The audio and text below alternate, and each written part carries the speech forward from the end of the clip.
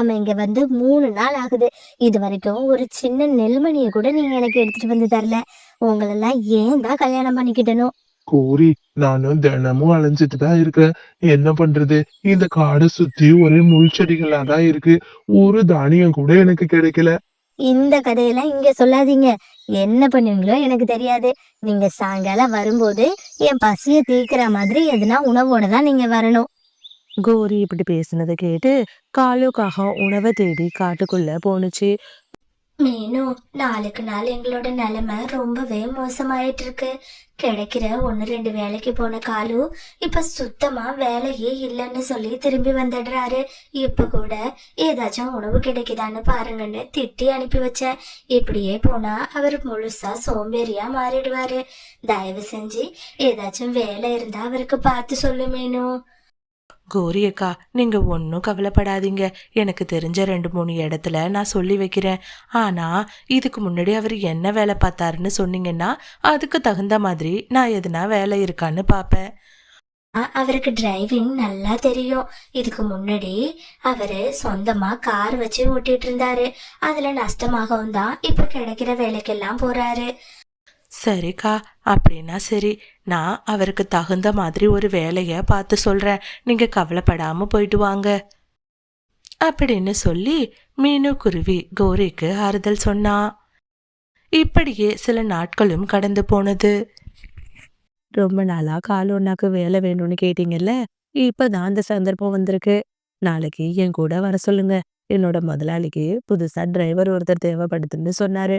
நாம போய் அந்த வேலையை காலுவுக்கு வாங்கிக்கலாம். ரொம்ப சந்தோஷம் மீனு. கண்டிப்பா நான் வர சொல்றேன். எப்படியாச்சும் இந்த வேலையை அவருக்கு வாங்கி கொடுத்துரு. சரிக்கா, கண்டிப்பா நான் சொன்னா என் முதலாளி கேட்பாரு. எங்க காலுவ மட்டும் என் கூட வர சொல்லுங்க. பிறகு மறுநாள் காலையில பொழுதும் விடிச்சது. மீனுவும் காலுவும் மகியோட தோட்டத்துக்கு வந்தாங்க. பிறகு மீனுக்குருவி காலுவ தன்னோட முதலாளிக்கு அறிமுகப்படுத்தி வச்சா.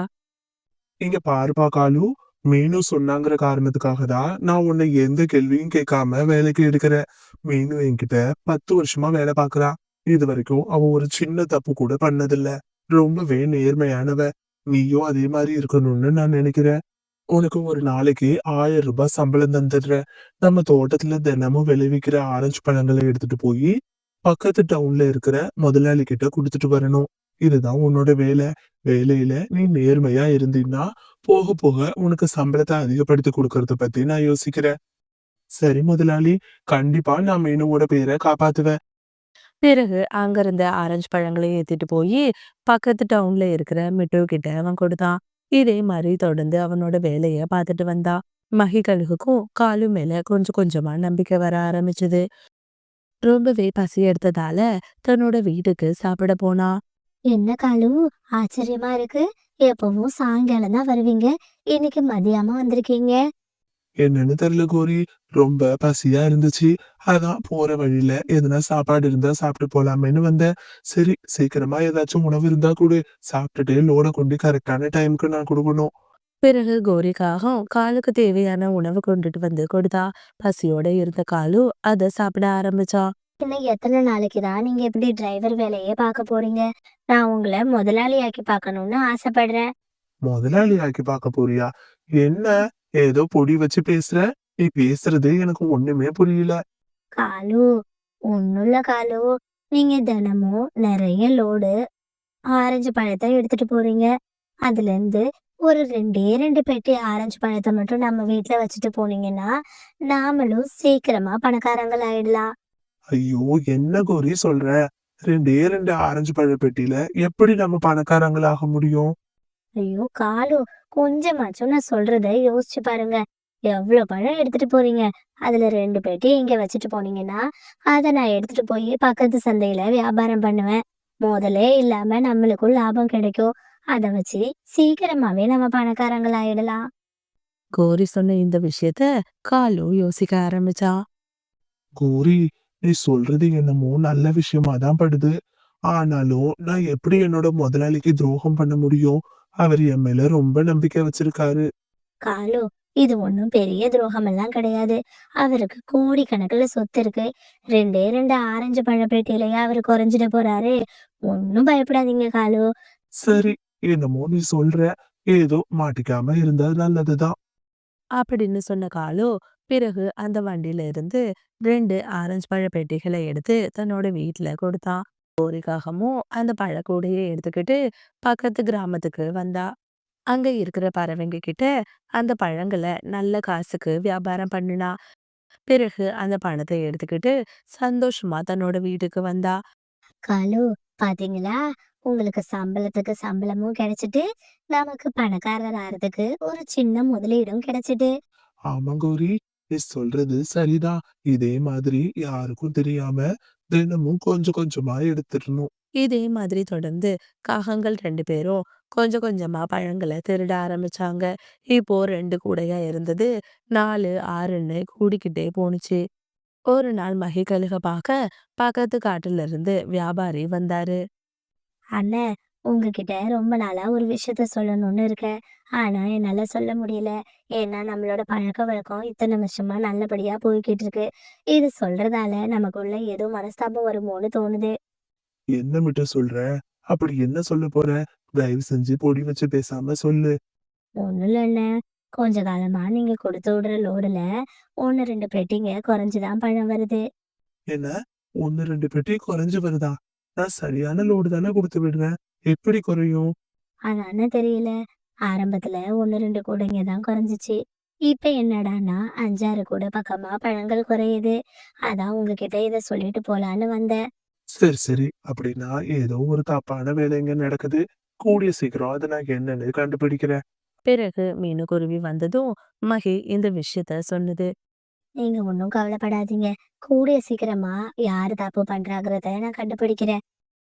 மறுநாள் காலையில மீனுக்குருவி வேலைக்கு போகாம அவளோட வீட்லயே மறைஞ்சிருந்தா. வழக்கம் போல காலு காகம் அங்கிருந்து லோடை எடுத்துக்கிட்டு வந்தது. அதுல இருந்து சில ஆரஞ்சு பழ பெட்டிகளை எடுத்து தன்னோட வீட்ல வச்சான். இது எல்லாத்தையும் மீனு அவளோட வீட்ல இருந்து பார்த்துட்டு இருந்தா. பிறகு அந்த பழக்கூடைய எடுத்துக்கிட்டு கோரி பக்கத்து காட்டை நோக்கி பறக்க ஆரம்பிச்சா. உடனே மீனுக்குருவியும் அவளை பின்தொடர்ந்து போணுச்சு. அங்கிருந்த பக்கத்து காட்டுக்கு வந்து அங்க தன்னோட பழக்கடையில அந்த பழங்கள் எல்லாம் அடுக்கி வச்சா. மகி கழுகும் அங்க வந்தது. பாத்தியா? உன்னோட நண்பன்னு சொல்லிதானே நான் வேலைக்கு சேர்த்தேன். எந்த அளவுக்கு திருட்டுத்தனம் பண்றாங்கன்னு பாரு. பிறகு மகியும் மீனுவும் சேர்ந்து கோரியோட கடைக்கு வந்தாங்க. அவங்கள பார்த்ததும் கோரி ரொம்பவே பயந்து போயிட்டா. ஆமா காகமே, உனக்கு ஏது இந்த ஆரஞ்சு பழங்கள்லாம்? எங்க இருந்து நீ வாங்கிட்டு வர? ஆ, அது வந்து நான் இத என்னோட பாட்டி வீட்ல இருந்து வாங்கிட்டு வரேன். அவங்க வீட்ல நிறைய ஆரஞ்சு பழ மரங்கள் இருக்கு. தயவு செஞ்சு வாய மூடுங்க. உங்களுக்கு பாவப்பட்டு வேலை வாங்கி கொடுத்ததுக்கு இப்படி உண்ட வீட்டுக்கே ரெண்டகம் பண்ணிட்டீங்களே. எனக்கு எல்லாமும் தெரியும். நான் உங்களை இன்னைக்கு காலையில இருந்து பார்த்துட்டு தான் இருக்கேன். நீங்களும் காலுவும் சேர்ந்து எங்க முதலாளிக்கு துரோகம் பண்ணிட்டீங்க. கண்டிப்பா இந்த துரோகத்துக்கு உங்களுக்கு தண்டனை கிடைச்சே ஆகும். அப்படின்னு சொல்லி பேச ஆரம்பிச்சா. பிறகு அந்த இடத்துக்கு காலு காகமும் வந்தது. ஏய் காலு, உன்னை நல்லவன்னு நம்பி நான் வேலைக்கு சேர்த்ததுக்கு இப்படி எனக்கே நீ துரோகம் பண்ணிட்டில்ல. நீ என்ன பண்ணிருந்தாலும் நான் மறந்திருப்பேன். ஆனா என்கிட்ட பொய் சொல்லி நாடகம் நடத்தியிருக்க. கோரி, நான் அப்பவே சொன்னேன்ல இதெல்லாம் வேணான்னு. இப்ப பாத்தியா? அசிங்கப்பட்டு வேலைக்கு வேலையும் போயிடுச்சு. காகங்களோட பேராசை குணத்தால இப்போ அவங்க ஆயுள் தண்டனைய அனுபவிச்சாங்க. இந்த மாதிரி நிறைய ஸ்டோரிஸை பார்க்க மறக்காம நம்மளோட சிட்டு பேர்ட் ஸ்டோரிஸ் சேனலை சப்ஸ்கிரைப் பண்ணுங்க. காகங்கள் 2 பேரும் புதுசா அந்த காட்டுல ஒரு ஐஸ்கிரீம் கடைய வச்சிருந்தாங்க. அந்த ஐஸ்கிரீமை வாங்கி சாப்பிட காட்டுல இருக்கிற பறவைங்க எல்லாரும் ரொம்பவே ஆசைப்பட்டாங்க. அம்மா, எனக்கு காலு மாமாவோட கடையில ஐஸ்கிரீம் வாங்கி தாங்கம்மா. எனக்கு அதை சாப்பிடணும்னு ரொம்ப ஆசையா இருக்கு. இன்னைக்கு ஒரு நாள் மட்டும் வாங்கி சாப்பிடு. ஆனா தினமும் நீ அம்மா கிட்ட கேட்க கூடாது, சரியா? பிறகு அவகிட்ட இருந்த 20 ரூபாய் பணத்தை எடுத்து தன்னோட பொண்ணு லக்கி கிட்ட கொடுத்தா. ஆண்டி, எனக்கு அந்த ஸ்ட்ராபெரி ஐஸ்கிரீம் ஒண்ணு கொடுங்க. பிறகு கௌரிக்காகவும் ஸ்ட்ராபெரி ஐஸ்கிரீமை எடுத்து லக்கி கிட்ட கொடுத்தது. அதை வாங்கி லக்கி ரொம்ப சந்தோஷமா அந்த இடத்துலயே வச்சு சுவைச்சு சாப்பிட்டா. ஆண்டி, என்னோட பணத்துல மீத காசு இருக்கும்ல, அத கொடுங்க. என்னது மீத காசா? என்ன சொல்ற? இங்க பாரு குழந்தை, இந்த ஐஸ்கிரீமோட விலை 20 ரூபாய், மீதமெல்லாம் ஒன்னும் இல்ல. மறுநாள் காலையில கபூதரோட குழந்தை கிக்கி ஐஸ்கிரீம் சாப்பிட ஆசைப்பட்டா. பிறகு கபூதர் அதுகிட்ட இருக்கிற 100 ரூபாய் பணத்தை அவகிட்ட கொடுத்தா. தங்கம், இதுல 100 ரூபாய் இருக்கு. நீ போய் ஒரு ஐஸ்கிரீமை வாங்கிட்டு மீத 90 ரூபாய அம்மா கிட்ட பத்திரமா எடுத்துட்டு வந்து கொடுக்கணும், சரியா? சரிம்மா, நான் பத்திரமா எடுத்துட்டு வந்து தரேன் அப்படின்னு சொல்லிட்டு அங்கிருந்து கிக்கி ஐஸ்கிரீம் கடைக்கு வந்தா. காகங்கள் கடையிலிருந்து ஒரு ஐஸ்கிரீமை வாங்கி சாப்பிட்டா. மாமா, மீதம் 90 ரூபாய் கொடுங்க, நான் கொண்டு எங்க அம்மா கிட்ட கொடுக்கணும். என்ன, 90 ரூபாய் மீதமா? ஏ குழந்தை, நீ சாப்பிட்ட ஐஸ்கிரீமோட விலை 100 ரூபாய். நீ சாப்பிட்ட ஐஸ்கிரீமுக்கு எல்லாம் சரியா போச்சு, போ இங்க இருந்து. பிறகு கொஞ்ச நேரம் கழிச்சு கிக்கி அழுதபடியே அவளோட வீட்டுக்கு வந்தா. என்னாச்சு கிக்கி, ஏன் அழற? அம்மா, நான் ஒரே ஒரு ஐஸ்கிரீம் தாம்மா சாப்பிட்டேன். ஆனா அந்த ஐஸ்கிரீம் 100 ரூபான்னு அவங்க சொல்லிட்டாங்கம்மா. என்கிட்ட மிச்ச சில்லறைய கொடுக்கவே இல்ல. என்ன சொல்ற? ஒரு ஐஸ்கிரீமோட விலை 100 ரூபாயா? இது என்ன பகல் கொள்ளையா இருக்கு? எங்க வா, போய் அந்த காகங்கள்ட்ட கேட்கலாம் அப்படின்னு சொல்லி கபூதர் தன்னோட குழந்தைய கூப்பிட்டுட்டு காகங்களோட கடைக்கு வந்தது. என்ன காலுவண்ணா, ஒரு ஐஸ்கிரீம் போய் 100 ரூபான்னு சொல்லிருக்கீங்க. என் குழந்தை ஒண்ணு தானே சாப்பிட்டா, மீத 90 ரூபாய் சில்லறை கொடுக்கணும். முதல்ல அதை கொடுங்க. என்ன சொல்ற கபூதர்? மீத சில்லற குடுக்கலையா? கோரி, நீ எடுத்து கொடுத்ததானே? ஏ குழந்தை, நான் தான் உன்கிட்ட மீத 90 ரூபாய கொடுத்தேன்ன, நீ எதுக்கு போய் உங்க அம்மா கிட்ட இப்படி பொய் சொல்லிருக்க? இங்க பாரு கபூதர், உன்னோட குழந்தைகிட்ட நான் மிச்ச பணத்தை உடனே கொடுத்துட்டேன். அது வர்ற வழியில எங்கேயோ தொலைச்சிட்டு உன்கிட்ட வந்து இப்படி பொய் சொல்லிக்கிட்டு இருக்கு. நீ அடிப்பண்ணு பயந்துதான் அவ இப்படி பொய் சொல்றா போல. ஒழுங்கா உன் குழந்தைய விசாரி, அதுக்கப்புறம் வந்து நீ எங்க கடையில சத்தம் போடலாம் அப்படின்னு கோரி ரொம்ப கோபமா பேசினா. இத கேட்டு கோரி சொல்றத உண்மைன்னு நம்பி கபூதரும் அங்கிருந்து தான் குழந்தைய கூப்பிட்டுட்டு போயிடுச்சு. இந்த மாதிரி காகங்கள் 2 பேரும் குழந்தைங்களை ஏமாத்துறத நினைச்சு சந்தோஷப்பட்டாங்க. மறுநாள் காலையில பொழுதும் விடிஞ்சது. அன்னைக்கு காலையில காகங்களோட ஐஸ்கிரீம் கடைக்கு சிண்டி அப்படிங்கிற மயிலும் ஐஸ்கிரீம் வாங்க வந்தது. அது ஆசைப்பட் காகங்கள் மத்த பறவைங்க கிட்ட செஞ்ச மாதிரியே மயில் கிட்ட இருந்தோ பணத்தை வாங்கிட்டு மீத சில்லறைய கொடுக்கல. இதனால தன்னோட அம்மாவுக்கு பயந்து மயில் ஒரு மரத்துல உட்காந்து அழுதுட்டு இருந்தது. என்னாச்சு சிண்டு, எதனால நீ இப்படி அழற? அந்த காகங்கள் என்கிட்ட இருந்து 200 ரூபாய வாங்கிக்கிட்டு ஒரே ஒரு ஐஸ்கிரீம் மட்டும் கொடுத்து என்னை ஏமாத்திட்டாங்க தெரியுமா? எங்க அம்மா போகும்போதே சொன்னாங்க, ஐஸ்கிரீம் எல்லாம் வாங்கி சாப்பிடக்கூடாது, வேற ஏதாச்சும் தான் வாங்கணும்னு. ஆனா நான் ஆசைப்பட்டு இவங்க கடையில வந்து ஐஸ்கிரீம் வாங்கிட்டேன். இப்போ வீட்டுக்கு போனா மீது காசு எங்கன்னு கேட்டு என்ன கண்டிப்பா அடிப்பாங்க. எனக்கு என்ன செய்யறதுன்னே தெரியல அப்படின்னு சொல்லி அந்த சிண்டு மயில் ரொம்ப பாவமா அழுதுச்சு. இந்த பறவைங்க 3 பேரும் பேசிட்டு இருக்கத அந்த பக்கமா வந்த வனதேவதை கேட்டாங்க. அச்சோ பாவம், இந்த குழந்தை எப்படி அழுது? நானும் பார்த்துட்டே தான் இருக்கேன். இந்த காகங்கள் எப்ப பார்த்தாலும் சின்ன குழந்தைங்களையே ஏமாத்துறாங்க.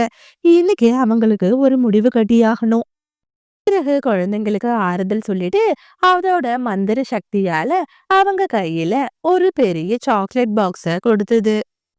பிறகு குழந்தைங்க 3 பேரும் வனதேவதை கொடுத்த சாக்லேட் பாக்ஸை எடுத்துக்கிட்டு நேரா காகங்களோட கடைக்கு வந்தாங்க. ஆண்டி, இன்னைக்கு எனக்கு பிறந்த நாள், அதான் உங்களுக்கு சாக்லேட் கொடுத்துட்டு போகலான்னு வந்தேன் அப்படின்னு சொல்லி கிக்கி தான் எடுத்துட்டு வந்த சாக்லேட் பாக்ஸ கோரி கிட்ட கொடுத்தா. சாக்லேட்டை பார்த்ததும் கோரி ரொம்ப ஆசையா அதை சாப்பிட்டா. அதை சாப்பிட்ட அடுத்த நொடியே கோரி ஒரு சேவலா மாறிட்டா. என்னாச்சு குழந்தைங்களா? என்ன, நான் இப்படி சேவலா மாறிட்டேன்? கடவுளே, இது என்ன மந்திர சாக்லேட் போலவே. ஐயோ, இப்படி நான் என்னாச்சு குழந்தைங்களா? இந்த சாக்லேட்டை சாப்பிட்டதும் நான் இப்படி சேவலா மாறிட்டேன். இப்ப என்னோட காலுவுக்கு கூட என்ன அடையாளம் தெரியாது. என்ன நடந்ததுன்னு சொல்லுங்க. தயவு செஞ்சு என்ன என்னோட பழைய ரூபத்துக்கு மாத்துங்க. கோரி இப்படி பயந்து போய் ஓடுறத பார்த்து குழந்தைங்க 3 பேரும் சத்தமா சிரிக்க ஆரம்பிச்சாங்க. இந்த மாதிரி நிறைய ஸ்டோரிஸை பார்க்க மறக்காம நம்மளோட சிட்டு பேர்ட் ஸ்டோரிஸ் சேனலை சப்ஸ்கிரைப் பண்ணுங்க. மீனும் மாதிரியே தான் நானும் என்னோட வேலையை தொடர்ந்து உங்களுக்காக பண்ணிட்டு இருக்கேன். ஆனா உங்கள நிறைய பேரு எனக்கு சப்ஸ்கிரைப் பண்ண மறந்துடுறீங்க. தயவு செஞ்சு சப்ஸ்கிரைப் பண்ணிட்டு பாத்தீங்கன்னா கண்டிப்பா எனக்கும் அது ரொம்பவே மோட்டிவேஷனலா இருக்கும். நீங்க எனக்காக கொடுக்குற ஒரு பெரிய பரிசாவும் இருக்கும். தயவு செஞ்சு சப்ஸ்கிரைப் பண்ணிட்டு பாருங்க.